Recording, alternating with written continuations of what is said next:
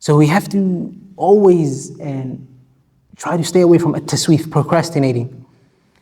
And there was a poet and in the time of Jahiliyyah. He was in the time of Jahiliyyah, and then also he reached the time of Islam.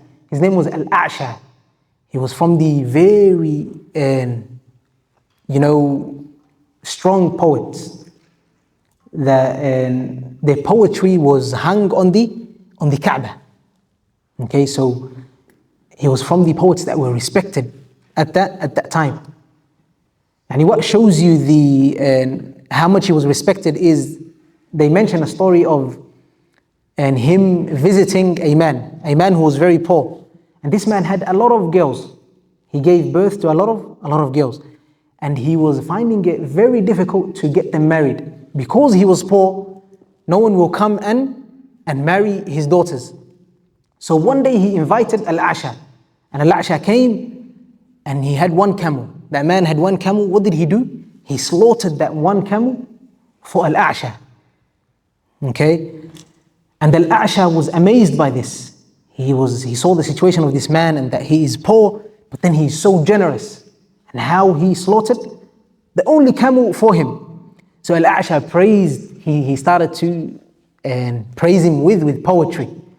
And then the poetry started to spread, and everyone started to hear this poetry, and they started to realize how generous and how righteous this man is. And everyone came and raced towards marrying his daughters. And he ended up marrying off all of his daughters. So this is Al-A'sha, and he was someone who was respected in Quraysh. Anyways, he decided to enter Islam. Al-A'sha, he decided to enter Islam. So he said, I'm going to Muhammad alayhi salatu wasalam, I'm going to go to him and I'm going to enter Islam. But then some of the people of Quraysh, they saw him, that he wanted to do this. Some of the wujaha, some of those honorable or the leaders of Quraysh, they saw him and they deterred him. They said, do you know that Muhammad prohibits zina? And you won't be able to commit zina if you go to Muhammad, if you enter Islam. And he said, look, at this age, I am not able to do zina. Yani. At this age, zina is not for me. He was at an older age. So then they said, okay, do you know that Muhammad prohibits khamr? Muhammad, he prohibits alcohol. Oh, this is where the issue was. He said, okay, khalas, what I'll do is, I'll stay back for a year, I'll drink as much as alcohol as I can drink, and then I'll go to Muhammad after that year and I will enter Islam.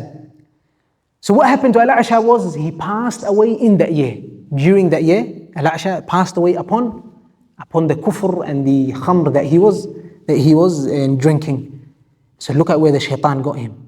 The shaitan got him to procrastinate, and this is where he deterred him from entering Al-Islam.